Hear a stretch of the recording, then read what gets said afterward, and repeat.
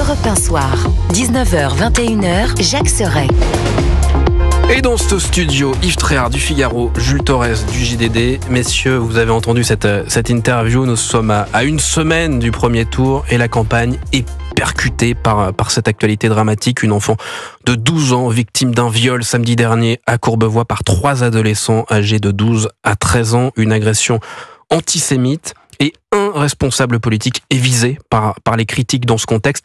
Écoutez le président du CRIF, Jonathan Arfi.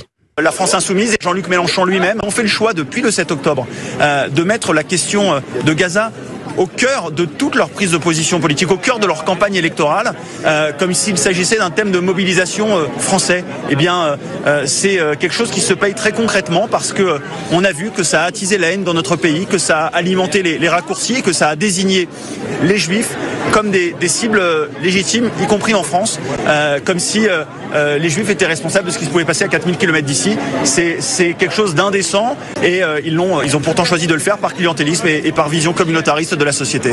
Yves Tréhard du Figaro, est-ce que aujourd'hui l'alliance des gauches est affaiblie par Jean-Luc Mélenchon? Si j'en crois les sondages, non.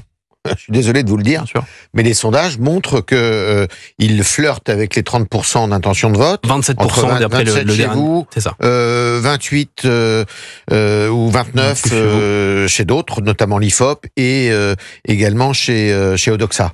Donc, je suis désolé, mais si c'était le cas, il serait beaucoup plus bas que cela. Il y en a un, en revanche, qui est visé, je vais vous dire. C'est le président de la République. Non pas par l'antisémitisme qu'il pourrait proférer.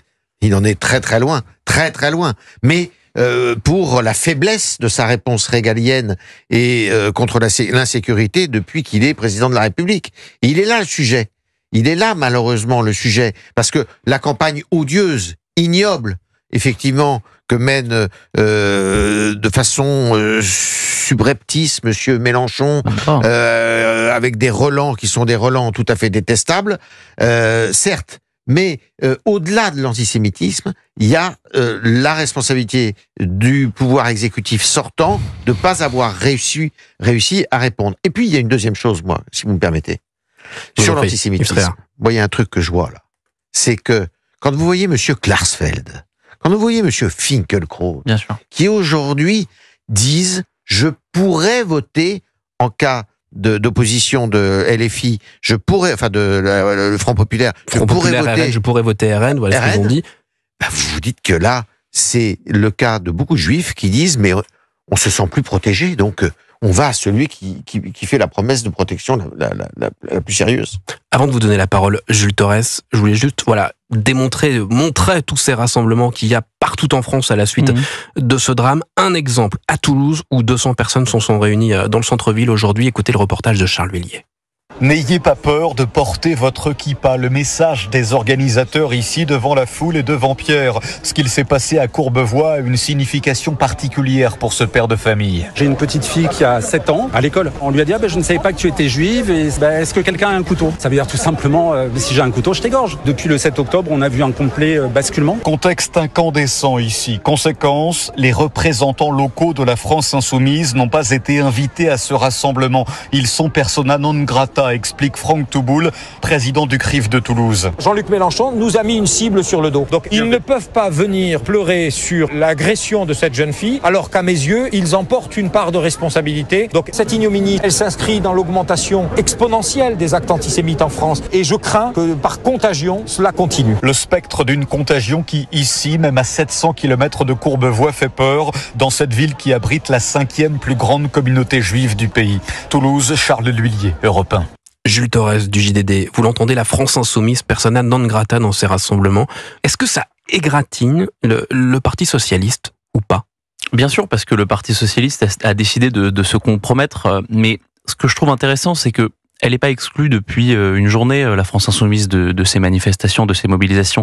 La France Insoumise, elle s'est exclue elle-même le 12 novembre dernier. En n'allant pas à la manifestation, d'aller à la manifestation pour la République et contre l'antisémitisme, à l'initiative des présidents des deux chambres, Gérard Larcher et Yael Braun-Pivet. Pourquoi ils avaient refusé d'aller dans cette manifestation?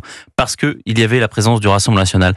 Et donc, elle a laissé infuser dans les esprits faibles qu'on pouvait aujourd'hui, en France, être antisémite. Et ça crée des conséquences dramatiques. Benjamin Haddad l'a rappelé. Cette affaire de la jeune fille adolescente de 12 ans, elle n'est pas du tout anodine. Il faut, à mon avis, que l'enquête suive son cours, mais je pense qu'il y a des conséquences qui seront terribles parce que à 12 ans, normalement, on n'est pas antisémite. Et donc, ça veut dire qu'il y a des ressorts qui sont très profonds là-dedans, qui sont des ressorts de la banalisation de la violence, qui sont des ressorts de la pornographie et qui sont évidemment des ressorts de l'antisémitisme. Jules Torres du JDD, Yves Tréhard du Figaro. On vous retrouve dans un instant. Marque une courte page de publicité avant de parler de la majorité du camp présidentiel où chacun commence un peu à se tirer dans les jambes. À tout de suite. 19h, 21h. Europe 1 Soir.